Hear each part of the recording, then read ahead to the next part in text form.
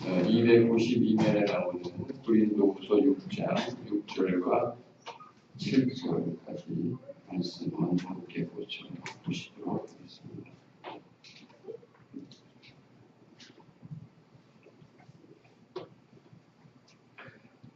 네, 오늘 고린도후서 강의 3 속에서 65번째 시간이 되겠습니다. 그 중에서 의의 병기 5번째, 성령의 감화 마지막 시간이 되겠습니다.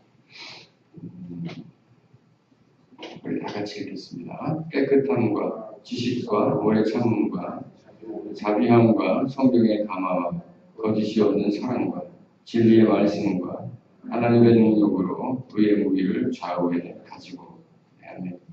하나님께서 거룩한 길로 가기를 원하는 성도들에게 7가지 영적 무기, 특별히 의로운 무기를 허락하시죠.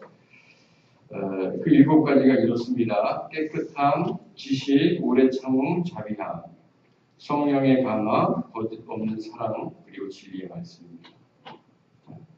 이것들이 하나님의 능력으로 공급되고 또 의의 무기로 사용되어질 뿐 아니라 좌우로 완전 무장합니다.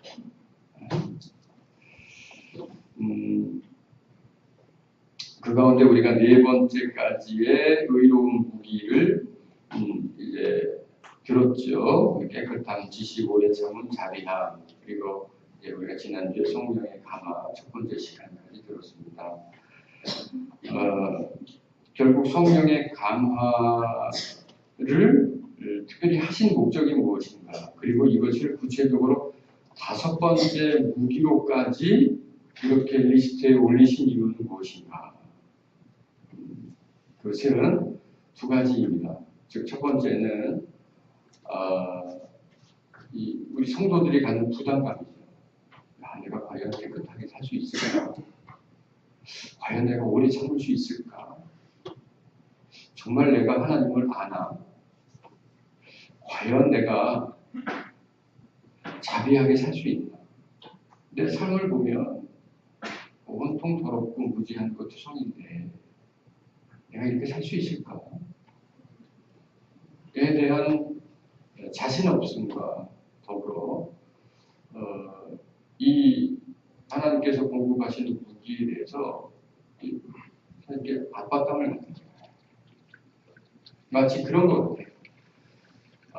블레셋과의 전쟁에서 형들에게 아버지 심부름으로 이제 먹을 찬거리 가지러 갔던 다윗이 골리앗이 하나님을 저주하고 욕하며 참남하게 말할 때 다윗 마음속에 하나님의 거룩하심이 일하셨잖아요. 그래서 그가 기꺼이 이제 1-2번 장수들이 나가서 죽임을 당하고 나니까 이 이스라엘 군대 누구도 골리앗과 싸우러 나가지 못하고 있는 상황 속에서 다윗이 내가 나가야 된다고. 그러나 아직도 소년의 피가 역력하고 아직 다 장성하지 못한 다윗이 이제 골리앗과 싸우러 나간다는 것 자체가 이게 참 먹을 성소일 뿐 아니라 더군다나 그는 지금 군인으로서 무장하여 나온 상태가 아니었기 때문에 그야말로 아무것도 갖추지 않은 상태였잖아요. 그래서 사울 왕이 자신의 갑옷과 칼을 주지 않습니까? 입어봤더니 안 맞는 거예요. 오히려 그 체구 좋은 사울의 그 무거운 갑옷이 자기를 더 압박하는 거예요. 그 무거운 칼이 도저히 들기도 어려울 뿐 아니라 이것을 자유롭게 휘둘릴 수는 없는 상태인 거죠. 어찌 보면 이스라엘 군대 그 누구도 갖추지 못한 그 훌륭한 갑옷과 무기를 다윗이 부여받았음에도 불구하고 그것을 제대로 사용할 수 없는 상황이었잖아요. 다시 다 뿔을 벗어버리잖아요. 정말 가장 좋은 갑옷, 가장 튼튼하고 가장 잘 드는 칼을 가진 다윗임에도 불구하고 왜 이것을 벗어던질 수밖에 없습니까? 자기에게 안 맞거든요. 너무 무겁거든요. 부담되거든요.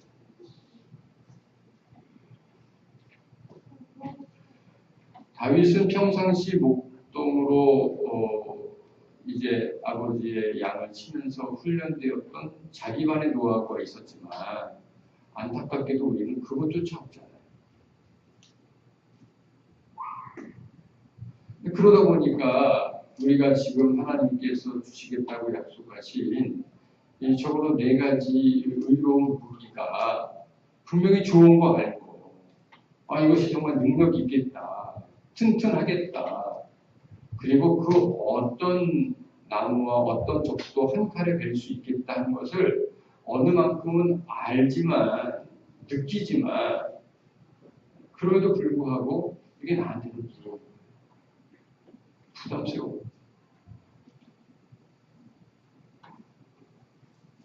그때 성령께서 말씀하시는 거예요. 성령이 감화하시고. 성령의 감화는 우리가 지난주 말씀을 들어서 어느 만큼 여러분들께서 이해하시리라고 생각하는데 결국 성령께서 감화하신 이유가 뭐였어요? 당신이 하시겠다는 거잖아요.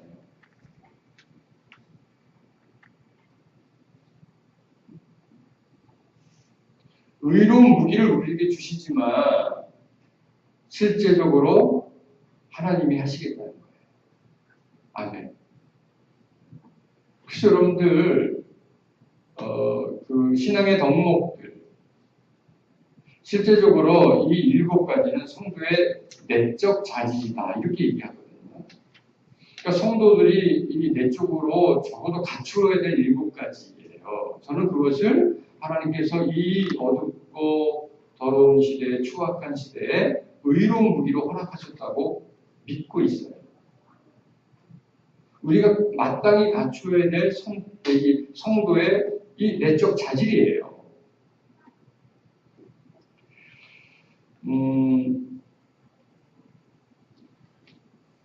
원수를 사랑하라.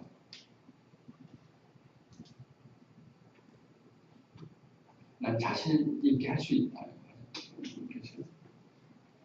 난 원수를 사랑할 수 있다. 마음으로 손도 칠 수 있어. 참 어렵잖아요. 그 원수를 사랑하지는 못하더라도 원수를 내가 용서할 수 있다. 그 여전히 보기에 부담스럽단 말이에요. 내 자신이 자신도 없고 그렇지 않습니까? 그런데 이 말씀을 하나님께서 우리에게 주신 이유는 하나님을 의지하여 이 말씀대로 살기 원하면 하나님이 친히 하시겠다는 거예요. 우리의 삶 속에서. 나는 할 수 없는데 성령께서는 하실 수 있다. 내 노력과 의지로는 원천적으로 불가하나 성령님으로는 가능하다. 이게 성령의 감화예요. 또 하나 성령 감화의 목적은 뭐냐면 이토록 하나님께서 공급하신 의로운 무기를 우리가 이제 실제적으로 사용한다는 거예요. 그러니까 사용하는데 문제는 뭐냐면 실전 경험이 우리들에게 부족해요. 그냥 맞짱 뜨고 세상에 그냥 논리대로 싸워본 적은 있는데 하나님의 방식대로 싸워본 적은 없는 거예요. 우리가. 그냥 지식 대 지식, 머리 대 머리, 주먹 대 주먹으로 목소리 누가 큰가 가지고는 싸워본 적이 있는데 하나님의 방식대로 싸워본 적이 없는 거예요. 누가 더 깨끗한가를 가지고 싸워본 적은 없는 거죠. 누가 더 오래 참는가를 가지고 싸워본 적은 딱 한 번 빼고 없는 거예요. 사우나에 같이 들어가고 누가 늦게 나오나 뭐 이런 거 은근 이런 거 외에는 우리가 오래 참은 하나님의 거룩하신 품성으로 오래 참는 것으로 싸워본 적이 없는 거예요. 누가 더 자비한가 가지고 싸워본 적이 없고 오히려 세상은 누가 더 잔인한가 가지고 싸우잖아요. 그러니까 하나님의 방식대로 싸워본 적이 없는 거예요. 실전 경험이 부족한 거죠. 그래서 결국은 이 양날의 섬검처럼 하나님의 이 공급하신 무기는 엄청난 능력을 가지고 있는데 실제적으로 이 엄청난 능력을 가진 무기를 우리가 잘못 사용하게 되면 나도 죽고 상대방도 죽고. 그냥 군대에서 소총 하나 가지고 땅콩땅콩 쏘는 거 이거 잘못 사용하면 그냥 몇 명 죽고 뭐 우리 전투에서 패배하는 정도지만 대포 잘못 쏘면 부대가 날아가고 미사일 잘못 누르면 사단이 날아가고 더 큰 무기 잘못 사용하면 나라가 날아가요. 이 무기가 큰 능력을 가질수록 이 칼이 날카로울수록 그 위험성도 크다는 거예요. 저는 이것을 조장미숙이라고 생각해요. 깨끗함을 가지고 싸우는데요. 조장미숙을 우리가 경험하는 거예요. 두 마음을 품지 않는 것, 야, 맞아. 정말 중요해요. 근데 막상 사용하다 보니까 이걸 어떤 타이밍에 쓸지도 모르겠고, 누구에게 사용할지도 모르겠고, 어떻게 사용할지도 모르겠는 거예요. 자비함의 무기를 사용해야 되는데, 과연 이 자비함이라고 하는 것이 이 거대한 이 악한 세력에게도 자비해야 되는지, 길거리에서 내 아이를 때리는 어떤 사람에게도 자비해야 되는지, 내 가족을 괴롭히는 어떤 사람에게도 자비해야 되는지, 내 것을 빼앗가는 사람에게도 내가 자비해야 되는지 구분이 안 돼요. 자비함 자체는 이해하겠는데 그 대상과 방법에 대해서는 우리가 아직도 멀었단 말이에요. 그러다 보니까 조장미숙이에요. 그러므로 성령이 감화하시겠다고 하신 이유는 하나님께서 공급하신 이 놀라운 능력을 가진 이 무기를 우리가 조장미숙으로 잘못 쓰지 않도록 성령께서 친히 보호하시고 인도하시고 교통하시는 구체적인 역사하심. 이것이 성령의 감화.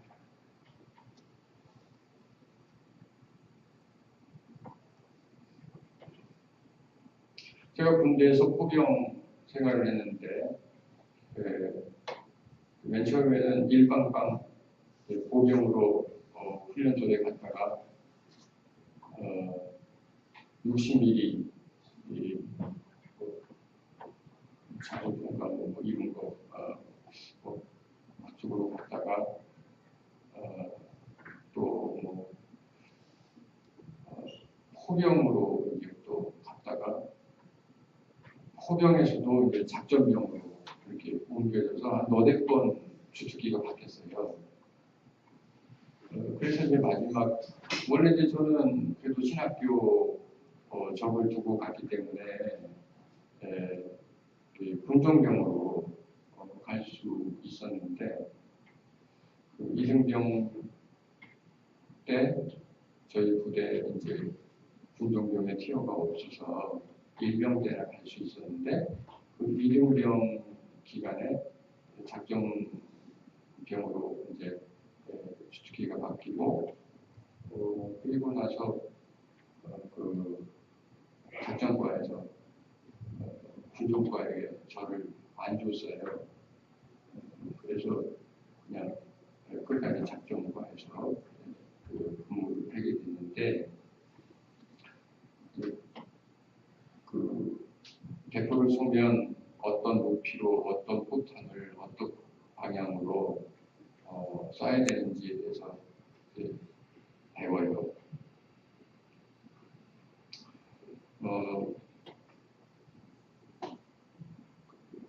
구조적으로 이제 작전병, 특히 이제 저는 컴퓨터라고 하는 부직이 있는데 이 티어가 적어요.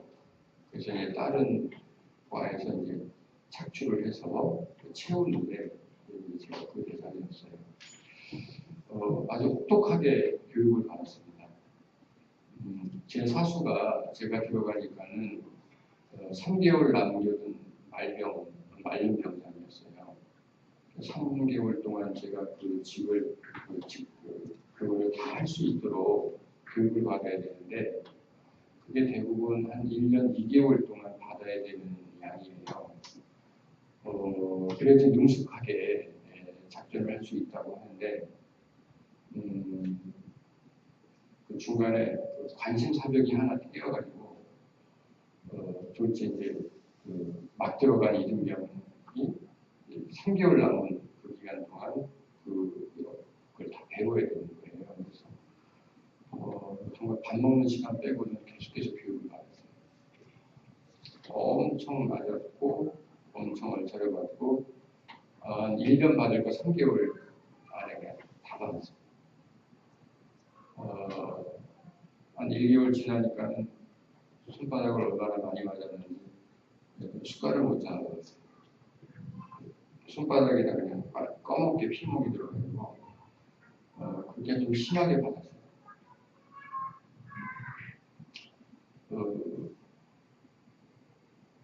그리고 나서 그 이등병 말 때 그 교육을 마스터했어요. 3개월 동안 마스터했어요. 그리고 이제 선임은 제대했고요. 그리고 바로 사단에서 대회가 있었는데요. 제가 사단 기록을 띄운 거니까 이등병 말 때. 그리고 1년 때부터 제가 교육을 했어요.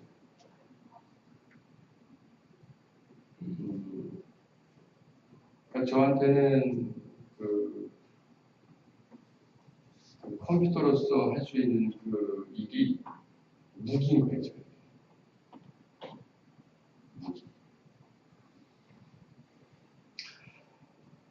제가 3개월 동안 배웠기 때문에 다른 사병들도 다 그렇게 하면 배울 거로 기회를 했어요. 3개월을 가르쳤는데 대부분 병사들이 기본기도 못했어요. 지금 오해하지 마세요. 제가 무슨 뭐 잘나다 똑똑했다 이 얘기가 아닙니다. 그래서 진짜 보니까는 이등병 말쯤 와서 교육을 받으면 대부분 상병 다 봐야지 어느 만큼 작전을 수행합니다. 진짜 대포를 쏘는 훈련을 하려면 이제 내가 낸 재원으로 포를 쏩니다. 그때 진짜를 한다. 적중하느냐 아니면은 적중하지 않느냐 어떤 재원으로 쏘느냐에 따라서 실력이 나옵니다. 훈련할 때야 비슷비슷하고 시간과 정확도가 비슷해 보이지만은 실제 박스가 타고 나가가지고 방동병까지 뒤집어 쓰고 막 그 상태에서 재원을 내가지고 점포대에 이제 재원을 알려주고 준비 쏴 하여 대포가 빵 하고 날아가서 타켓에 맞는 그 순간 적중라고 하는 관측병으로서부터 우주에 날라올 때 그 쾌감이라고 하는 거는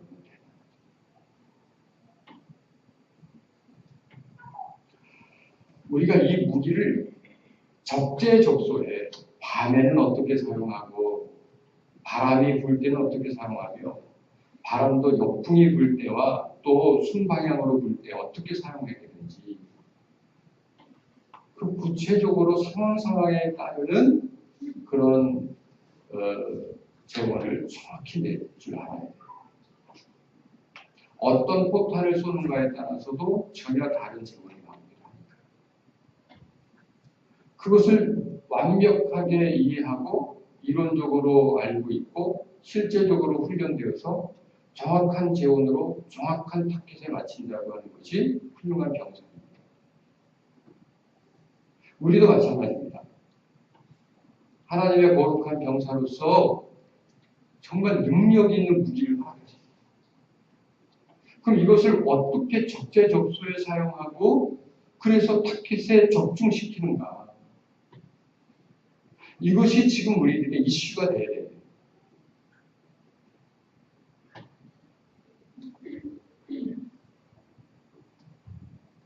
어떻게 무엇으로 먹고 마실까 입을까 더 이상 이것으로 염려하지 말라 하나님 말씀하시죠. 결국은 이 땅의 것으로 염려하지 말라. 우리의 관심과 우리의 주된 생각이 하나님의 것이 되기를 원하십니다.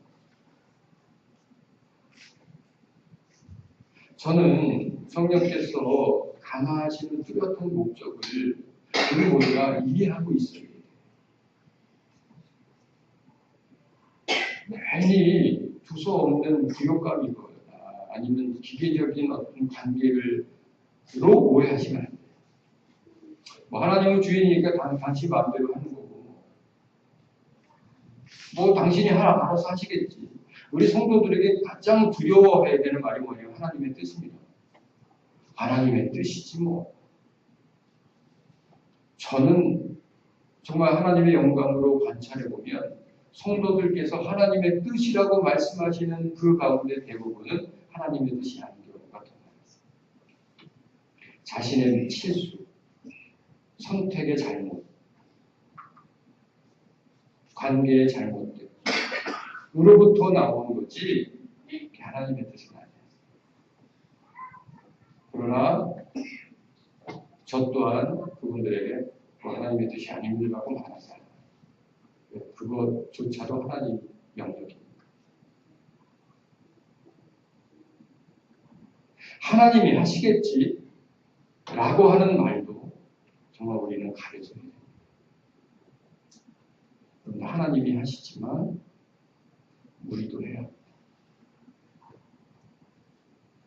저는 이것을 이렇게 더 강조하고 싶습니다. 우리가 해야 합니다. 그래야 하나님이 하십니다.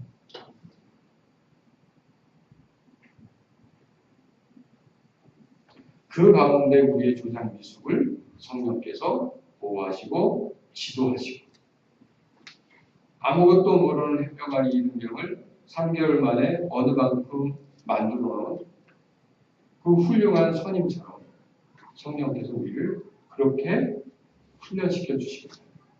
이것이 성령의 강화. 그러면 고린도전서 12장을 보시죠.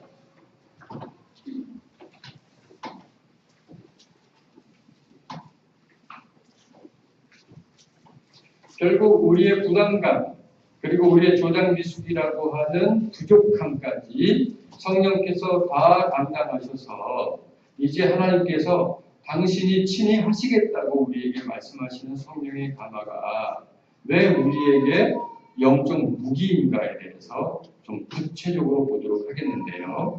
고린도전서 12장을 보시면요. 먼저 4절을 보세요. 은사는 여러 가지나 성령은 같고 직분은 여러 가지나 주는 같으며 또 사역은 여러 가지나 모든 것을 모든 사람 가운데서 이루시는 하나님은 같으니 말씀하셨죠? 여기 보면은 두 가지 키워드가 나옵니다. 첫 번째는 은사라고 하는 단어가 나오고 두 번째는 뭐냐면 모든 것을 이루시는 하나님. 이루시는 하나님. 여기서도 마찬가지 하나님이 하시겠다는 거예요. 그렇죠? 이루시는 하나님. 하나님이 이루시겠다는 거예요. 이것이 성령의 감화예요. 그 성령의 감화의 구체적인 열매가 뭐냐면 은사예요. 한번 다 같이 하시죠. 성령님의 감화를 통해서 나타나는 열매가 은사다. 그래서 이 성령의 감화를 여러 영어 성경 버전이 있지만 대부분의 영어 성경은 이렇게 얘기해 있어요. spiritual gift라고 했어요. 즉 성령이 주시는 선물, 그 선물이 은사예요. 그래서 gift는 은사라고 해석돼요. 여기 7절을 보시면 이렇게 말씀하셨죠. 각 사람에게 성령을 나타내심은 유익하게 하려 하심이라. 여기 성령이 나타나셨다 그랬죠. 그 성령이 나타나셨다는 것을 우리가 조금 한자 섞어서 유식하게 말하면 뭐죠? 임재라고 해요. 성령의 임재. 성령이 임하시는 것, 그것이 곧 성령의 나타남이에요. 이렇게 성령이 우리 안에 임재하실 때 이제 우리 안에 나타나는 현상이 은사예요. 그러면 누구에게 성령이 임하시죠? 예수 그리스도를 주라 시인하는 모든 이에게 성령이 임하시죠. 그럼 여러분께 여쭤보겠어요. 여러분들 한 분 한 분은 예수님을 주라 시인하십니까? 예수님이 여러분들의 구원자이십니까? 그러면 여러분들에게 성령이 임하셨어요. 할렐루야.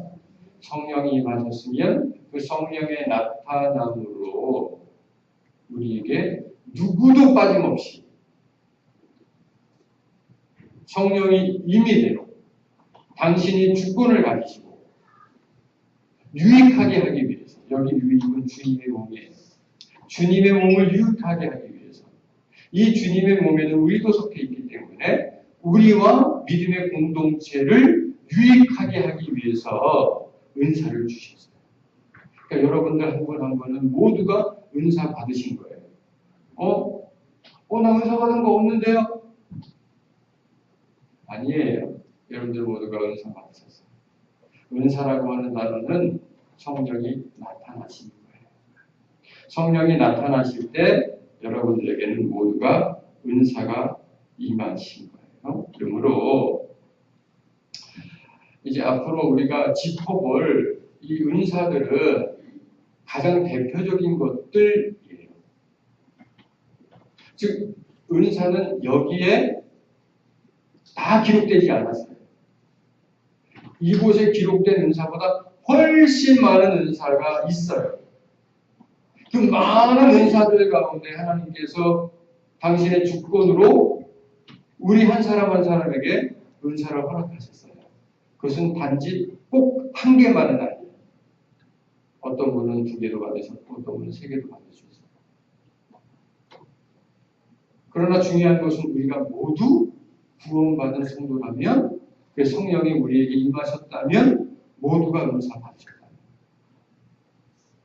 그러면 대표적인 은사가 무엇이 있는지 우리가 성경을 좀 찾아보겠어요.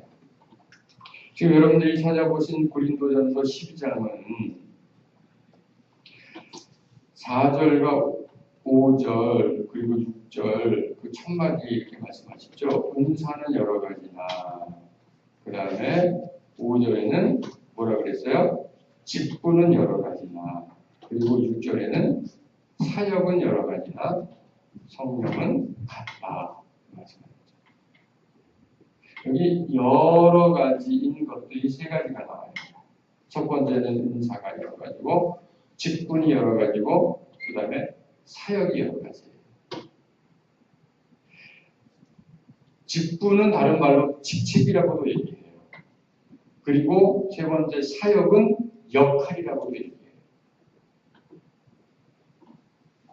제가 목사입니다. 그건 직책이에요. 저는 성도들을 섬기는 일을 합니다. 그리고 말씀을 지혜의 은사를 통해서 여러분들에게 전합니다. 이것이 저에게 주신 역할이에요. 이 역할들을 잘 감당하기 위해서 구체적으로 수요하신 것들이 은사예요. 이해되세요?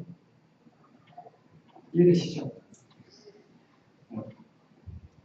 장로님이 계세요. 이 장로님이라고 하는 것은 직책이에요. 장로님이 하는 이 역할은 모든 성도들의 대표로서 교회와 성도 그리고 목사를 섬기는 일이에요. 그렇게 하기 위해서 하나님께서는 여러 가지 은사를 허락하세요. 청소를 잘한다든지,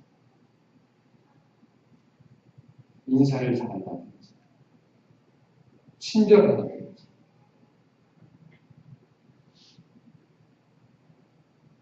로봇도 시작하고 여러 가지 은사를 허락하세요. 그래서 그 은사들을 잘 사용하여 교회, 즉 주님의 몸을 유익하게 하는 것. 이것이 은사에 대한 이해예요. 그런데 여러분들 한 분 한 분에게 성령님이 이해시키시기 원해요. 그럼 첫 번째, 은사는 고린도전서 지금 우리가 펴고 있는 12장 8절부터 10절까지 기록되어 있어요. 은사에 대해서. 그리고 두 번째 얘기하고 있는 직분은 같은 장 28절에 기록되어 있어요. 그리고 사역이라고 얘기하는 역할은 로마서 12장 4절부터 8절까지 기록되어 있어요. 이 세 가지가 잘 어우러질 때 주님의 몸을 유익하게 만드는 성령의 감화받은 사람이에요. 그러면 은사는 어떤 것인가? 8절부터 보시면 어떤 사람에게는 성령으로 말미암아 지혜의 말씀을, 어떤 사람에게는 같은 성령을 따라 지식의 말씀을. 9절 같이 읽겠습니다. 다른 사람에게는 같은 성령으로 믿음을, 어떤 사람에게는 한 성령으로 병 고치는 은사를, 어떤 사람에게는 능력 행함을, 어떤 사람에게는 예언함을, 어떤 사람에게는 영들을 분별함을, 다른 사람에게는 각종 방언 말함을, 어떤 사람에게는 방언들 통역함을 주시니. 잊지 마세요. 여기 기록된 은사가 다가 아닙니다. 훨씬 많은 은사들이 있습니다. 그 은사들 우리가 빠짐없이 다 받았습니다. 그런데 이 대표적인 은사들 또한 많은 성도들에게 나누어 주셨어요. 여러분 잘 보시죠. 지혜의 말씀은 무엇인가? 이것은 이 계시된 진리의 체계, 즉 이 하나님의 말씀을 신앙의 대상으로 밝혀내는 은사예요. 좀 어려운데 이것을 무리식으로 얘기하면 뭐냐면은 이 말씀을 조직적으로 해석하고 분석하여 회중과 성도들에게 잘 전하는 것. 이것이 지혜의 은사예요. 그러면 이 지혜의 은사는 대표적으로 누구에게 많이 주실까요? 목회자들에게 주십니다. 근데 만약 목회자가 이 은사가 없으면 어떨까요? 정말 힘들어요. 정말 힘들어요. 그러니까 이제 다른 컨텍스트들에 의지하거나 아니면 다른 목사님들의 말씀에 의지하거나. 그래서 이 목회자들에게는 반드시 지혜의 은사가 필요해요. 뿐 아니라 지식의 말씀이 있습니다. 이것은 전달된 지혜의 말씀, 우리가 듣는 말씀이죠. 보는 말씀이죠. 이 말씀을 정확히 이해하고 적절하게 나타나는 은사. 즉 이것은 우리 모두가 필요로 하는 말씀이 깨달아지는 거예요. 말씀이 이해가 되는 거예요.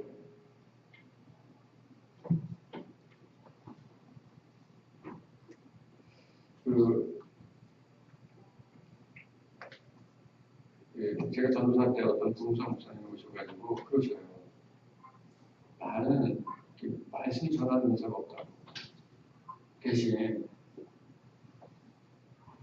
여러분들이 간절하기만 하면 은혜받게 하실 거라고 그러면서 말씀하실 말씀이 개떡같이 전해도 찰떡같이 들으시라.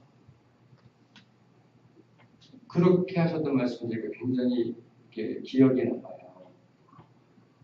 근데 그게 지식입니다.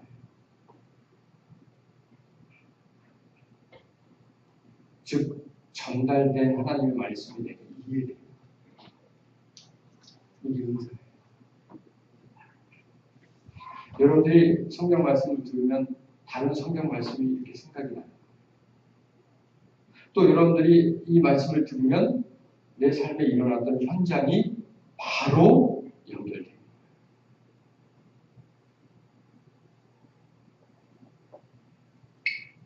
이런 굉장히 현장감 있는 말씀의 이해, 이것이 바로 지식의 말씀입니다. 이 은사를 받은 분들은요, 이거는 이제 앞에 서서 전하는 목사만 아는 건데, 100명이 앉아있든 300명이 앉아있든 3,000명, 10,000명이 앉아있든요, 전하는 자의 시선이, 마음이 지식의 말씀의 은사 받은 사람들에게 꽂혀요. 마치 스폰지가 물을 말아들었어요.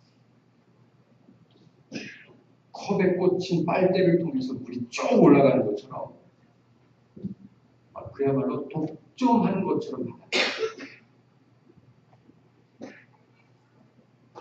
그런 분들은요, 예배 시간에 졸 수가 없고요. 다른 생각할 수가 없고요. 사념에 빠질 수가 없어요. 그래서 저는 여러분들에게 지식의 은사가 있었으면 좋겠어요.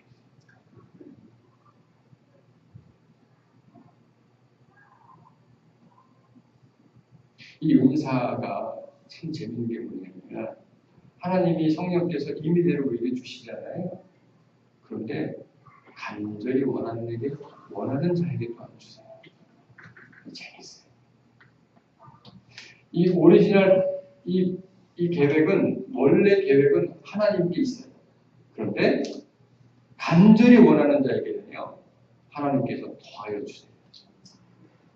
그러니까 저는 여러분들에게 다른 어떤 은사보다도 지식의 은사가, 즉 지식의 말씀의 은사가 이게 정말 장대비같이 내리는 소나기처럼 부어졌으면 좋겠어요. 심지어는 개떡같이 전해도 찰떡같이 듣는 은혜가 있으면 좋겠고, 50분 말씀을 듣고 500분 묵상할 수 있는 능력이 생겼으면 좋겠고, 우리가 열린기도회 같은 경우는 한 10분에서 15분 정도 말씀을 듣거든요. 10분 말씀 듣고 100분 묵상할 수 있는 능력이 있었으면 좋겠어요. 그것은 지식의 말씀의 은사예요. 이제부터 여러분들 기도 제목 하나 생기셨죠? 성령님에게 지식의 말씀의 은사를 허락하여 주시옵소서. 믿음대로 되리지. 세 번째 은사가 뭐였죠?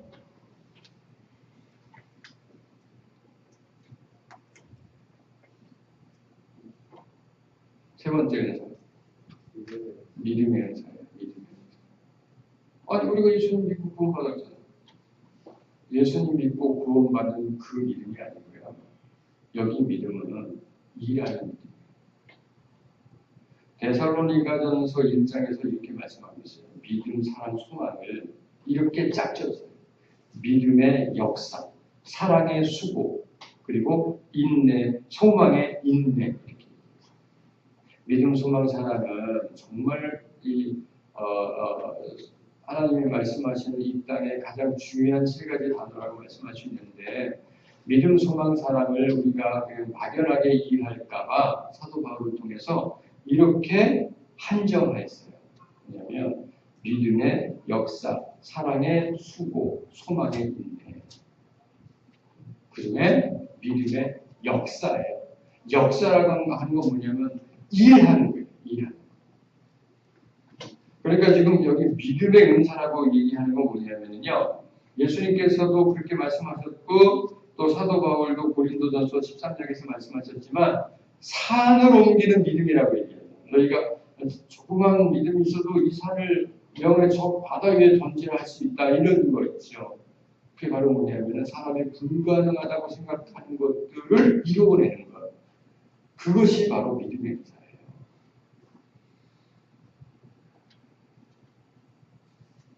이 믿음의 은사를 받은 분들은요, 나음다리로 일하는 분들. 다른 사람들은 다 우리 교회가 이거 어떻게 할 수 있겠어? 아니 아무것도 할 수 없어. 라고 하는데 믿음의 은사 받은 사람들은요, 반응이 달라요. 우리가 기도하면 할 수 있죠. 우리 교회가 작은 교회가 아닌데 왜 못해요?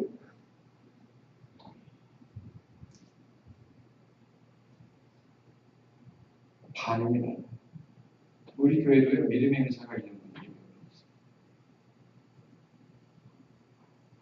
이 믿음의 은사가 결국 큰 일들을 이뤄내요. 저는 여러분들이 각자 하나님이 쓰시는 방식과 목적이 다를지라도 이 믿음의 은사는 또한 소원할 수 있어야 될 것 같아요. 지금 사람을 향한 문화터가 진짜 무에서 무가 창조되어지듯 이제 다음 주 월요일부터 시작합니다. 내일이 아니고요. 다음 주 월요일. 9월 첫째 주 월요일부터 시작해요. 학교가 문제죠. 학교가. 그런데요, 그 일을 하시는데 하나님께서 누구를 사용하지 아세요? 어떤 사람의 믿음의 은사를 사용하신지 아세요? 이거는요, 우리가 이해할 수도 없고요, 상상할 수도 없고요. 우리가 이곳에 옮겨와서 이제 그 전에 우리가 계속해서 10수년 동안 바이올린 교실을 해왔지만은 이제 막상 여기까지 오니까 그분들이 함께하기 어려운 사람들이었어요.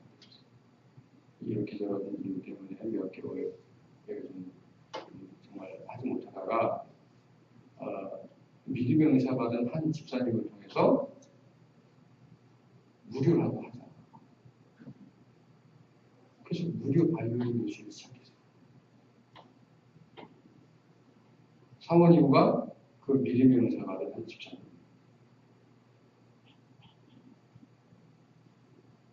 그렇게 우리가 바이올린 교실을 시작했는데요. 그 배우던 한 아이의 엄마가 이분이 미친 사람. 성령님 안에서 미친 사람.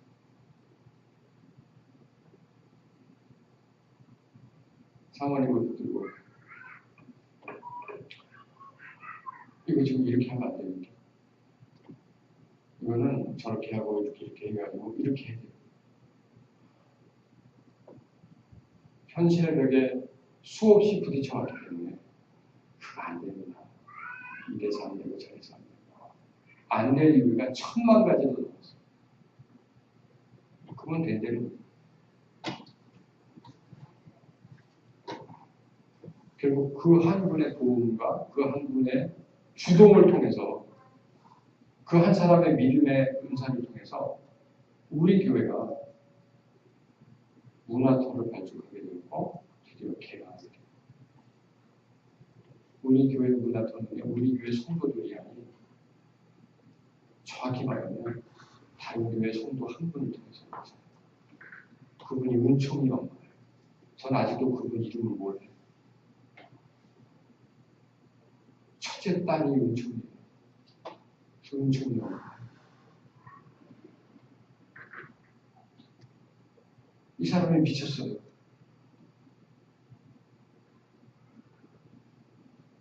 컴퓨터가 어떻게 겨우 준비돼서 지난주부터 일을 시작했는데 연결된 프린터가 없어요. 자기 집에 거 갖다 놨어요.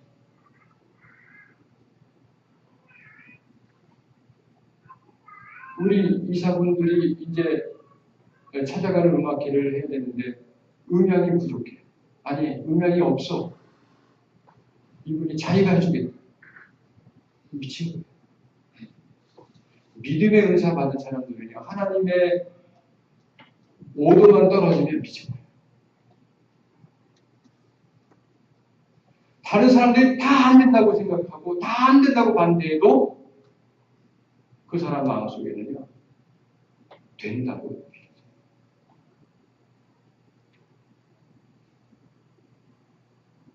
늘 하나님의 역사는 믿음의 은사 받은 사람들을 통해서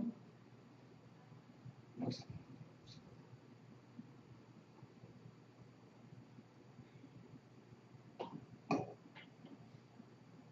세 번째 은사는 신유입니다.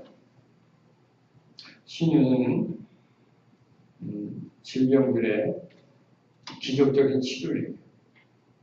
그뿐 아니라 우리가 건강하게 살 수 있는 것도 신유입니다. 이런 거 있죠. 네. 어디 사무실에 갔는데 다 콜록콜록대고 있어. 그러니까 다 감기 걸린 거야. 거기서 3시간 동안 같이 일하고 왔어요. 나는 까딱없어. 이 신유입니다. 걸리는 게 마땅해요. 네. 하나님이 질병으로부터 보호해 주시고, 즉 병에 걸리지 않는 것을 포함하여 걸린 병도 하나님이 기적적으로 치료해 주십니다. 여기에 하나 더, 그렇게 치료하신 후에 완벽하게 회복시켜 주신 것 같습니다. 이 신유.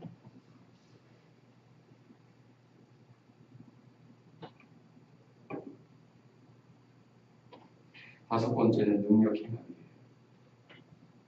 이 능력 행함이라고 하는 것은 구체적인 기적을 행하는 능력이에요.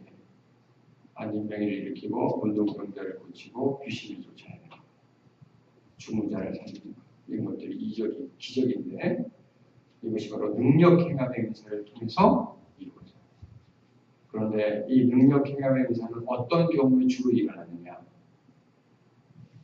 복음이 없는 곳에 복음이 뿌렸습니다. 그래서 성경 말씀을 통해 그들이 복음을 받아들일 준비가 되지 않은, 즉 미전도 종족이라든지 선교지자라든지 아니면은 외딴 오지마을이라든지 예수님을 들어본 적이 없고 몇 번 들어봤지만 예배는 드려본 적이 없는 사람들이라든지 이런 복음의 불모지에서 주로 일어나는 일이 능력 행함이에요. 오늘 여기까지 하겠습니다. 오늘 이 청년회 강화 마치고 싶었는데 워낙 남은 양이 많아서 오늘 오후 예배는 없긴 하지만 2시까지 하면 정말 좋겠는데 다음 주도 안 나오실 분들 알겠습니다. 이렇게 절제하는 것도 은사예요.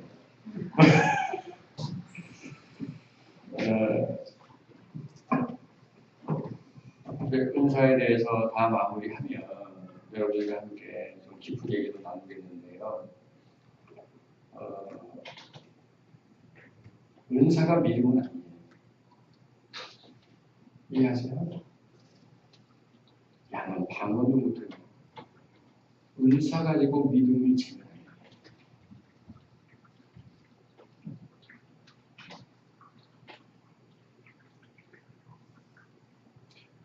기도원을 가는데 어떤 목사님이 저를 붙들고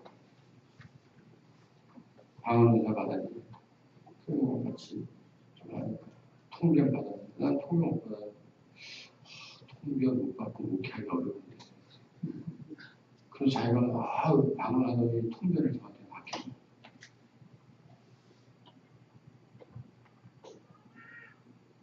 의식이에요. 그 유익한 게 자기 자랑. 예언 은사 받았어요.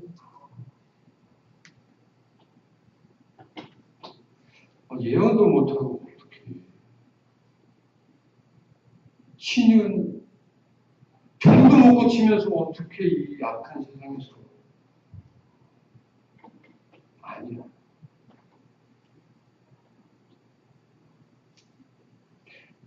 지금 우리가 이게 대표적인 은사들을 공부하고 있는데 이것들은 대부분 나타나는 은사들이에요. 나타나는 은사. 그러나 은사들은 수 없어서 겉으로 나타나는 사람들만 다 가.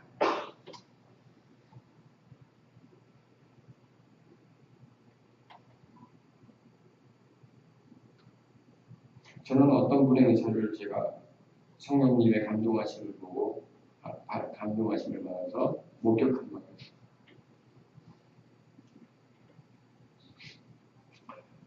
차에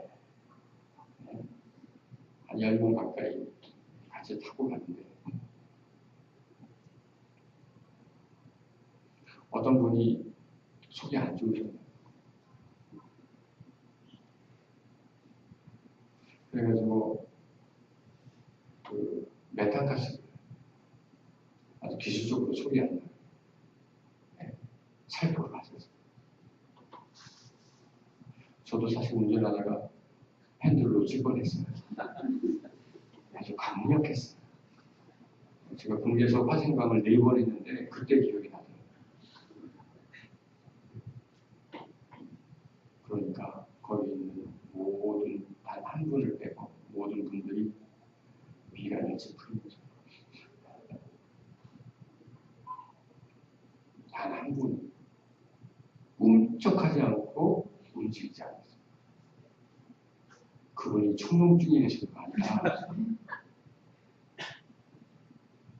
그 미안해할 사람의 마음을 헤아려서 표현 안 하는 거예요. 방언 100개보다 저는 그런 사람을 더 필요해요.